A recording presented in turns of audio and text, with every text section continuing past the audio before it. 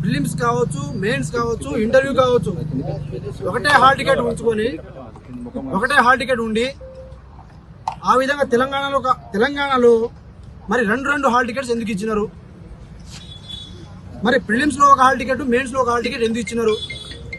మరి 1:1 ప్రకారంగా ఎవరైతే సెలెక్ట్ అయిన అభ్యర్థులు మెయిన్స్ లో ఉన్నారో వాళ్ళ యొక్క ప్రిలిమ్స్ హాల్ టికెట్స్ ఏమంటే విడుదల చేయాలి. మరి ప్రిలిమ్స్ లో మీరు ఒక ఆర్డర్ వైజ్ కూర్చోబెట్టిన తర్వాత మరి మెయిన్స్ లో అదే ఆర్డర్ వైజ్ ఎందుకు కూర్చోబెట్టి ఎగ్జామ్ రాపియలేదు? ఎల్కేజీ పిల్లలు కూడా సీరియల్ నెంబర్ 1 ఉంటే సీరియల్ నెంబర్ 2 రెండోది వెనకాల మనిషి కూర్చుంటాడు. మరి తెలంగాణలో ఉన్న టీజీపీఎస్సీకి ఆ మాత్రం సోయి లేదా? మీరు రెండు హాల్ టికెట్స్ తీసుకొచ్చి ఎవరికి న్యాయం చేద్దామని అనుకుంటున్నారు? దీని మీద మాకు వివరణ ఇవ్వాలి. దాంతోపాటు మరి మెయిన్స్ రాసిన అభ్యర్థులు 21,093 మంది వాళ్ళు బయోమెట్రిక్ చేసిన వాళ్ళందరూ. మరి జిఆర్ఎల్ ప్రకటించిన అభ్యర్థులు ఎంత ఉన్నారంటే 21,103 మంది. అంటే 10 మంది ఎక్స్ట్రా ఎట్లా వచ్చినారు? ఈ 10 మంది మరి బయోమెట్రిక్ చేసి వచ్చినారా, చేయకుండా వచ్చినారా? మరి చేయకుండా వస్తే మీరు ఎట్లా రాణిస్తారు? గతంలో బయోమెట్రిక్ లేని కారణంగానే నోటిఫికేషన్ రద్దు చేసినారు. మరి ఈసారి 10 మంది ఎక్స్ట్రా మందిని బయోమెట్రిక్ చేసి వచ్చినారా, చేయలేదా అనేది మాకు ఫస్ట్ బయట పెట్టాలి.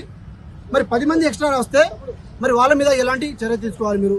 మరి 10 మందితో మీరు ఎక్స్ట్రా వచ్చినప్పుడు టీజీపీఎస్సీ మరి ఎన్నిసార్లు నోటిఫికేషన్ రద్దు చేయాలో మీరు ఒకసారి మాకు వివరణ ఇవ్వాలి. కేవలం 2 సెంటర్స్లో మాత్రమే అదొక 74 మంది, 500 మందిలో 74 మంది అక్కడే సెలెక్ట్ అయినారు. మరి ఏ రకంగా అట్లా సెలెక్ట్ అవుతారు? మీకు కావాల్సిన సెంటర్లలో ఏ రకంగా అనుకూలంగా మీరు వేపించుకుంటారు?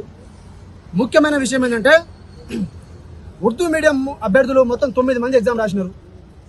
మరి దాంట్లో 7 మెంబర్స్కి 450+ మార్క్స్ వచ్చినాయి. అది 80% సక్సెస్ రేట్. అది ఎలా పాసిబుల్ అవుతుంది? వాళ్ళకు ఒక మీడియం లేదు, వాళ్ళకు ఒక మెటీరియల్ లేదు, వాళ్ళ కోచింగ్ సెంటర్స్ లేరు, వాళ్ళు దిద్దేటోళ్ళే లేరు ఫస్ట్. మరి దీని మీద మాకు ఏం సమాధానం చెప్తారు? మరి మార్చి 13న వెబ్ నోట్లో మీరు ప్రకటించినట్టుగా మీరు వివిధ యూనివర్సిటీలలో రెగ్యులర్గా ఉన్నటువంటి ఫ్యాకల్టీతో మాత్రమే మీరు ఎవాల్యుయేషన్ చేయించిన అని చెప్పేసి అన్నారు. అలాంటప్పుడు 2004లో రిటైర్ అయిన ప్రొఫెసర్ నరసయ్య పంజాల అనే అతను పబ్లిక్ అడ్మినిస్ట్రేషన్ ఒక ప్రొఫెసర్ 2004 రిటైర్ అయినాడు. మరి అతను ఏ విధంగా రెగ్యులర్ ఫ్యాకల్టీ అవుతాడు? ఏ యూనివర్సిటీలో ఫ్యాకల్టీ? అతని గురించి డేటా బయట పెట్టాలి. అలాగే 2022లో రిటైర్ అయినటువంటి వెన్నెల రమేష్ అనే అతను సోషియాలజీ అసిస్టెంట్ ప్రొఫెసర్.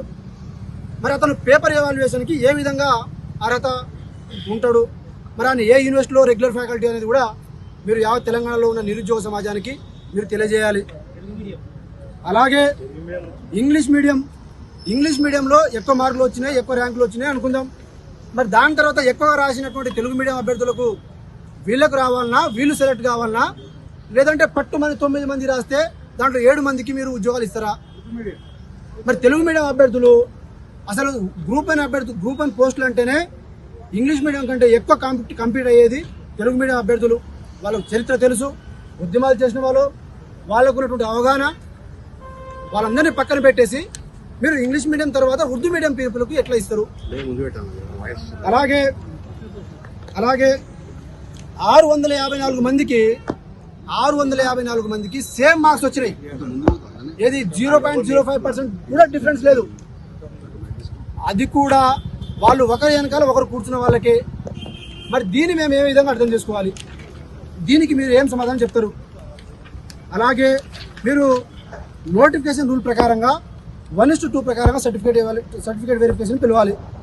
అలాంటిది మీరు 1:1 ప్రకారంగా ఏ విధంగా పిలుస్తారు? మీరే రూల్స్ పెడతారు, మీరే రూల్స్ కాల్ రాస్తారు, మీకు ఇష్టం వచ్చినట్టుగా మీరు ఎట్లా ఏ విధంగా చేస్తారు?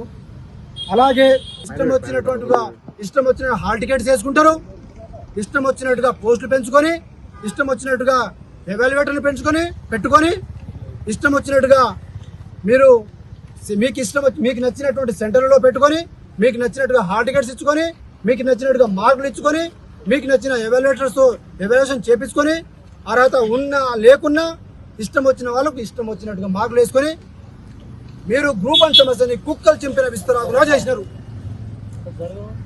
ఈ సందర్భంగా ప్రభుత్వాన్ని డిమాండ్ చేసేది ఏంటంటే, మీరు మాకు వీటన్నిటి మీద మేము ఏదైతే పాయింట్స్ రేజ్ చేసినామో వాటి మీద మాకు తక్షణంగా మీరు ప్రభుత్వం స్పందించి క్లియర్ కట్ గా మాకు భరోసా కల్పించే విధంగా మీరు ఆ రాజీనామా చేపిస్తారా, ఎంక్వైరీ కమిటీ వేస్తారా, 3 డిమాండ్లు మేము చేస్తా ఉన్నాం.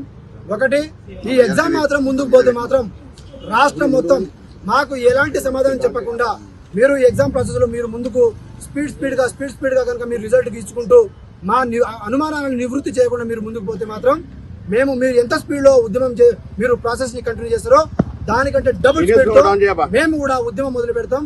మేము ఇంకో 2 రోజుల్లో 3 రోజుల్లో మేము ఇక్కడ నుంచి ఖచ్చితంగా ఢిల్లీ వెళ్తాం. 1000 మందితో ఢిల్లీ వెళ్తాం. మా బాధలు, మా కష్టాలు, మాకు జరిగిన అన్యాయాన్ని గురించి దేశం మొత్తం రాహుల్ గాంధీ గారు మీరు నిరుద్యోగ యువతకు అండగా నిలబడినప్పుడు మాకు కూడా మీరు అండగా నిలబడాలని చెప్పేసి మేము నల్ల టీషర్ట్ ఉద్యమం రాహుల్ గాంధీ మీదనే మొదలు పెడుతున్నాం. 6 పేపర్లు రాసినటువంటి విద్యార్థులకు 2 మార్కులు, 2.5 మార్కులు, 3 మార్కులు ఏ విధంగా వస్తాయి? ప్రిలిమ్స్ క్వాలిఫై అయిన వాళ్ళంటే మినిమం మార్క్స్ రావద్దా? వాళ్ళకి వస్తాయి కదా. అసలు వెబ్ నోట్ ఎందుకు పెడుతున్నారు, ఎందుకు తీస్తున్నారు? మీరు తప్పే చేయనప్పుడు ఎందుకు తీస్తున్నారు? మీరు ఏ కారణం చేత తీస్తున్నారు? అలాగే ముఖ్యంగా 503 పోస్టులతో ఫస్ట్ నోటిఫికేషన్ వచ్చింది. వచ్చిన తర్వాత ఎవరైతే అభ్యర్థులు అప్లై చేసుకున్నారో ఆ అభ్యర్థుల్లో 30 సంవత్సరాలు పైబడిన వాళ్ళకి కానీ వాళ్ళకు ఎవరికి కూడా ఉద్యోగాలు రాలేదు. ఎప్పుడైతే 503 ప్లస్ 60 పోస్టులు నింపి నెక్స్ట్ నోటిఫికేషన్ ఎప్పుడైతే విడుదల చేసినారో ఆ నోటిఫికేషన్లో 1,73,000 మంది అభ్యర్థులు అప్లై చేసుకున్నారు. ఆ 1,73,000 మంది అభ్యర్థుల్లోనే 99% వాళ్ళకే ఉద్యోగాలు వచ్చినాయి. మరి మేము రాబోయే రోజుల్లో ఈ గ్రూప్ 1 సమస్యని అంత ఈజీగా అయితే విడిచిపెట్టాం. మాకు ప్రభుత్వం నుంచి మేము డిమాండ్ చేసేది ఏంటంటే, ఇవన్నీ ఎలిగేషన్స్ కాదు, ఇవన్నీ ఎవిడెన్స్తో సహా మేము ముందు వచ్చినాం. మేము టీజీపీఎస్సీ చైర్మన్ని ఫస్ట్ ముందుగా మేము రాజీనామా చేయాలని డిమాండ్ చేస్తూ ఉన్నాం. రెండోది, ఇవి గ్రూప్ 1 మీద జరిగినటువంటి అవకతవకల మీద జ్యుడిషియల్ ఎంక్వైరీ కమిటీ వేయాలి, సిబిఐతో విచారణ జరిపించాలి. అప్పటి వరకు ఈ గ్రూప్ 1 రిజల్ట్స్ మీద కానీ ఈ గ్రూప్ 1 ప్రొసీజర్ మీద కానీ ప్రభుత్వం ముందుకు పోతే మాత్రం పోవద్దని మేము హెచ్చరిస్తా ఉన్నాం. పోకూడదని చెప్పేసి, అది ఆపాలని చెప్పేసి మేము చలో ఢిల్లీ ప్రోగ్రాంకి 1000 మందితో రాహుల్ గాంధీ మీద జంతర్ మంతర్లో కూర్చొని ధర్నా చేస్తాం.